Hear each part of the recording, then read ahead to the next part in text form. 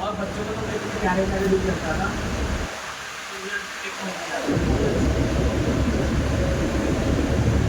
फिर जब मेरा हाथ सेट होने लगा, जब मेरे ऑर्डर में देखा, तब मुझे पता तब भी मुझे एक स्टाइलिंग सेंटर उस वक्त लग जाता था। शुरुआत में 1.5 घंटा और बच्चों से दिन काम तक का पीरियड अपने चक्कर डालना पड़ा। बच्चों का सच बताऊँ तो मैंने ना 2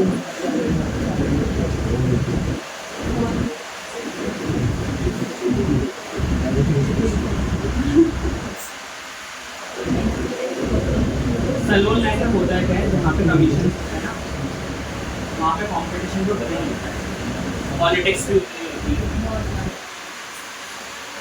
तो होता क्या था कि मैं जब भी कोई काम करता था ना, तो एप्रिसिएशन की जगह पे जो मेरे स्टाफ लोग बोलते थे कर ले कोई बात नहीं, अभी सीजन खत्म होने तो फिर उसके बाद निकालते हैं। मुझे सिर्फ यही आता था, वो नहीं बेचता सीजन में रखते तो। बट मैंने भी एक मतलब ठान ली थी, मैंने कहा ऐसा काम करके दिखाऊंगा तो मजबूर हो जाएंगे ना निकालने के लिए। 2 महीने में कोई भी आता है तो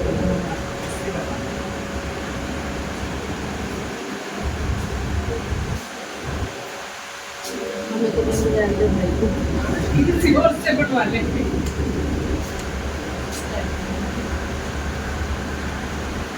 एक बार स्टाइल से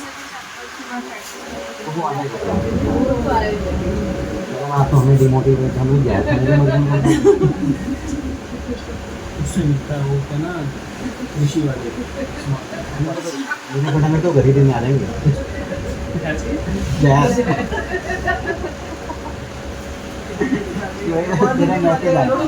नहीं, मेरे साथ भी होता था ऐसा।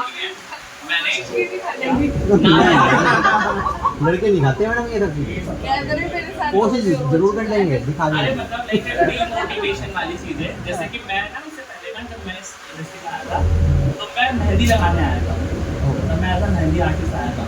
और जिस दिन मैंने एंट्री की थी मैंने पहले दिन ही मतलब सैलून देखा था कि सैलून में ऐसी चीज़ें होती है। जिस क्लाइंट ने पहले लगा रहा था ना उसे मुझे बोलती है कि आपने लगाना छोड़ दो, मेहंदी बहुत धीरे लगा रहा था और उसको हो रही थी चल भी।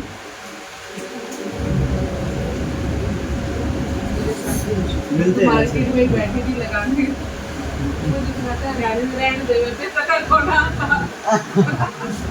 और मैं लिटरली मैंने हाथ में खड़े कर दिए थे। मतलब दूसरे दिन जब मुझे जाना था ना तो मैंने अपने मेरी ऑनर से मैंने मना कर दिया, मैं कर दिया तो क्या हुआ, मैंने कहा बस वो ऐसे से मुझे बोलते चले गए।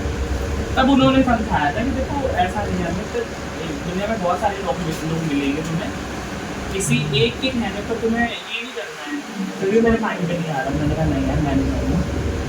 लेकिन फिर भी जब बच्चे दूसरे दिन गया तो एक ने तारीफ करी, दूसरे ने तारीफ करी, एक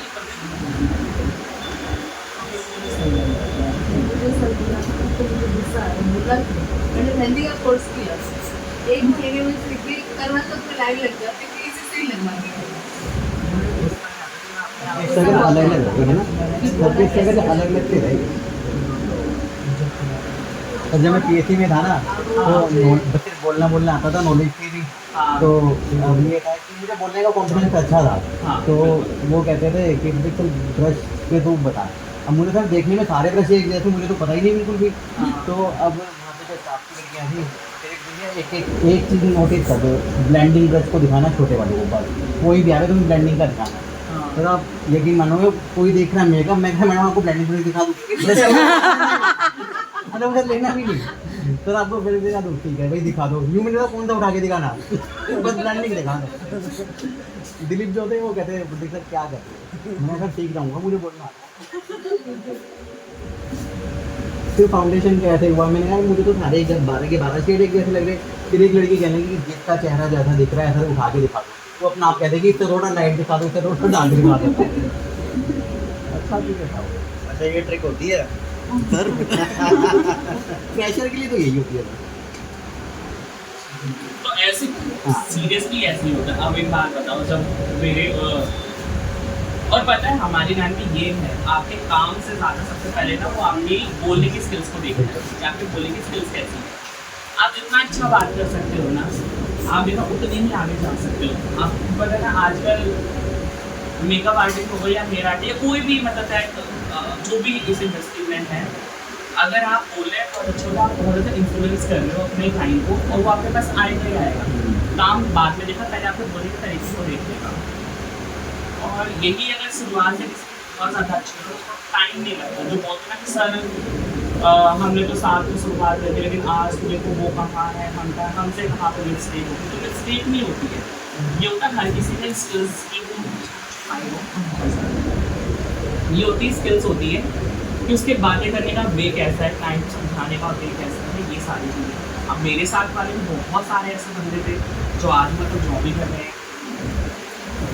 तो मैं भी अब जब सैलून में था तो मेरे जो ऑनर था कि 2 महीने के अंदर मतलब वो इतने ज़्यादा वो हो गए थे।